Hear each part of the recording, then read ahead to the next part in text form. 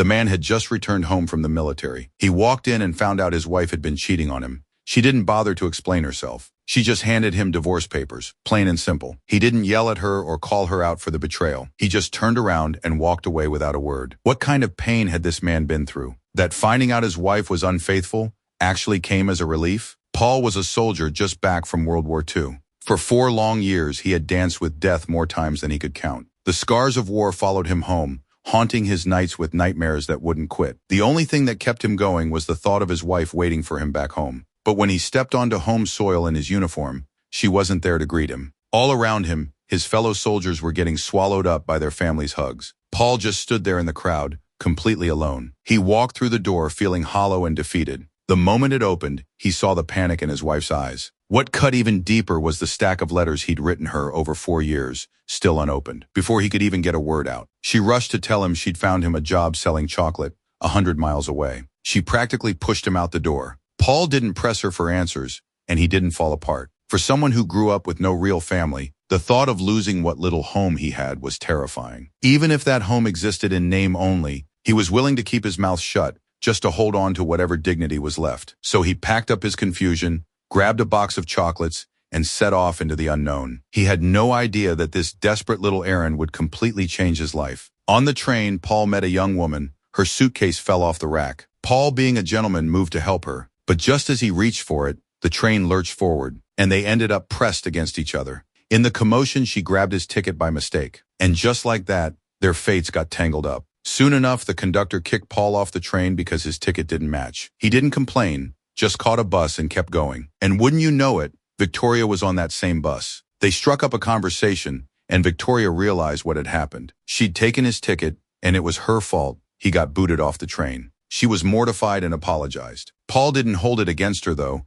and they ended up talking like old friends. Then, 2 rough-looking guys got on the bus. There were plenty of empty seats, but they deliberately sat right next to Victoria. They started slinging crude comments and getting handsy with her. Paul stepped in to defend her. The thugs got angry and swung at him. But Paul, with his combat training, took them both down in seconds. Instead of thanking him, the driver wanted nothing to do with the trouble. He kicked Paul off the bus along with the 2 thugs. Paul watched the bus drive away, picked up his bag, and started walking down a deserted road. He hadn't gone far when he spotted Victoria sitting by the side of the road, crying. Paul walked over and asked what was wrong. Maybe she sensed something genuine and kind in him, because she let it all pour out. She came from a high society family. While she was in grad school in the city, her professor had played her for a fool. By the time she found out she was pregnant, he'd already vanished. She knew her father was old-fashioned and strict. If word got out that she was pregnant and unmarried, it would bring shame to the entire family, and she'd probably get thrown out of the house for good. Looking at this girl in total despair, a wild idea popped into Paul's head. He told her if she brought a husband home, spent one night, then snuck away on the pretense of a business trip and left a breakup note, all the family's anger would land on the deadbeat husband, and Victoria would come out looking like the victim, with nothing but sympathy from her family. It was an absolutely ridiculous plan, but it solved every single one of her problems. Victoria said nobody would ever agree to do something like that. Paul said he would, and just like that, 2 strangers who met on the road made a crazy pact to pose as a newlywed couple. Before they walked onto her family's estate, Paul opened the box of chocolates. He took the foil wrapper and carefully folded 2 simple, makeshift rings. Even if it was all an act, he wanted to give this deal the dignity it deserved. But just as they were about to head on their way, a gunshot rang out, sharp and sudden. Paul instinctively threw himself over Victoria to shield her. The person holding the gun was Victoria's father. He demanded to know who Paul was. Victoria said he was her husband. Just as she'd predicted, her father flew into a rage. He'd already arranged a marriage for her, and she'd gone and married some random outsider without his blessing. In his eyes, it wasn't just disobedience. It was a betrayal of a family line that had lasted 400 years. But to everyone's surprise, aside from her father's outburst, the rest of the family welcomed Paul with open arms. Her mother and grandmother greeted him with warm smiles. Even her grandfather, usually the sternest figure in the house, gave Paul a hearty welcome into the family. Still, her father remained hostile toward Paul, especially after he found out Paul grew up in an orphanage. In front of everyone, he sneered at Paul, calling him a man with no past and no future. He said Paul wasn't good enough for his daughter, let alone a family with a 400-year legacy. Paul left the table and walked out to the courtyard alone. Victoria rushed after him, apologizing over and over. But Paul wasn't angry, and he didn't complain. Instead, he opened up about his childhood. He told her he'd grown up in an orphanage, and his biggest dream had always been to have a family of his own. And according to local tradition, newlyweds had to spend their first night together in the family's master bedroom. His mother-in-law not only put fresh sheets on the bed, but also placed a single red rose on the nightstand, wishing them a lifetime of love and happiness. Surrounded by all that romance, Paul never forgot it was all a front. After his mother-in-law left, he gave Victoria the bed and slept on the floor himself. Looking at this man who had always protected her, yet always kept a respectful distance, Victoria finally asked the question that had been eating at her. Would you marry a woman who was carrying another man's child? Paul said, if I truly loved her, I would. Just as they were about to fall asleep, a frantic knock came at the door. It was her suspicious father doing a surprise check. They scrambled to stuff the bedding under the bed, then clung to each other, pretending to be all lovey-dovey. Her father scanned the room, and though he didn't catch anything obvious, the rumpled sheets gave him a flicker of doubt. To avoid any more close calls, they decided to just share the bed. Their eyes met in the dim light, and the air between them grew thick with tension. But Paul held himself back. He was still technically married, and he wasn't about to take advantage of this girl. In the middle of the night, a bell rang out urgently. Frost was coming. It was the deadliest enemy of the vineyard. If the temperature dropped below freezing, a whole year's worth of work would be wiped out in a single night. They set up heaters among the vines and fanned the warm smoke evenly across every single grapevine. Paul jumped in to help protect the vineyard.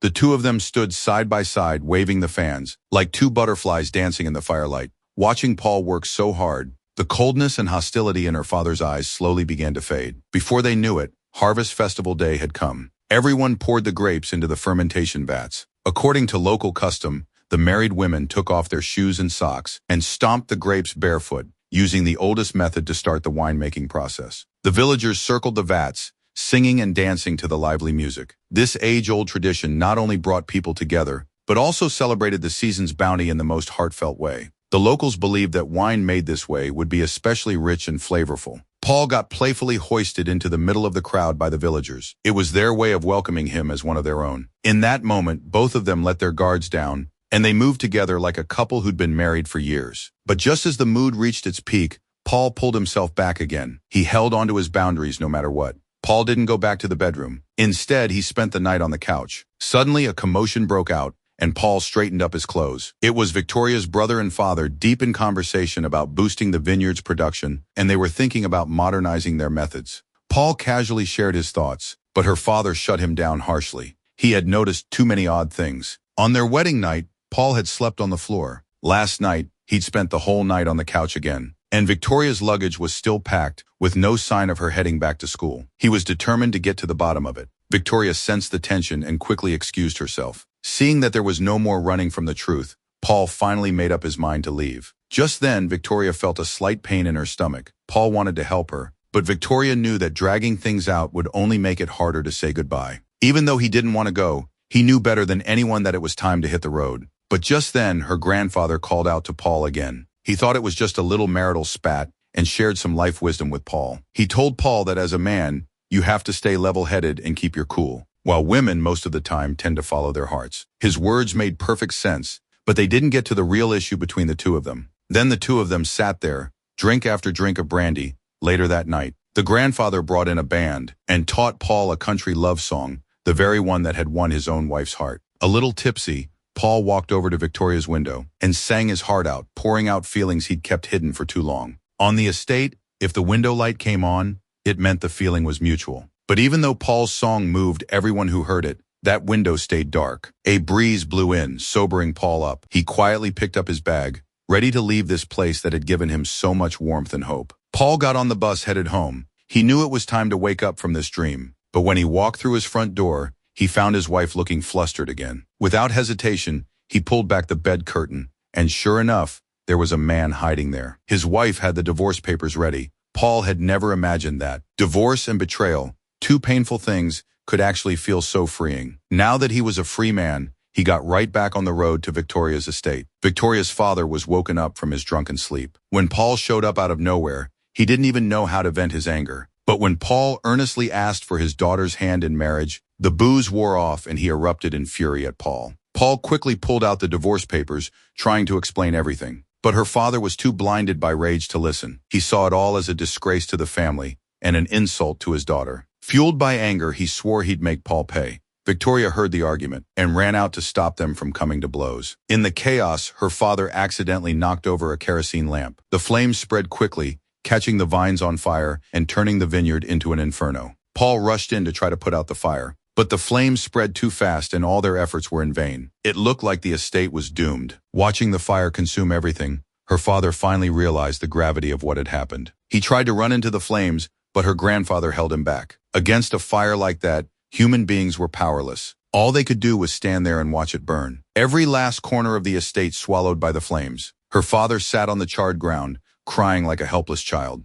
When Victoria came to sit beside him, he finally spoke words he'd kept inside his whole life. "I'm scared of losing you and my family. I don't know how to show my love. Can you teach me?" As everyone sank into despair, Paul suddenly thought of something. He walked alone into the burned-out vineyard. Using all his strength, he pulled the grapevine roots out from the ashes. When her father gently scraped the blackened bark of the old vine, he found it still held moisture, life. As long as the roots were still alive, there was hope for a fresh start. At that moment, her father finally gave Paul his approval. Paul walked slowly up to Victoria and pulled out that ring folded from chocolate foil. This time there were no lies, no disguises, no second thoughts. Just two hearts that had weathered war, frost, and fire, and still held on to each other. What made this movie so powerful wasn't the romance at first sight. It was how it used a ridiculous lie to tell the real truth about love and belonging. We always think love is about finding someone perfect, a flawless match, a fairy tale with no cracks. But this movie showed us something different. True love isn't two perfect people finding each other. It's two broken souls, recognizing their own scars in each other's wounds and choosing willingly to become each other's roots. Just like the film said, love is never about grabbing hold of someone on a whim. It's the hand you reach out and then pull back. It's not about being a perfect fit. It's about seeing all the ugly, vulnerable parts of someone and still telling them they deserve every bit of love this world has to offer.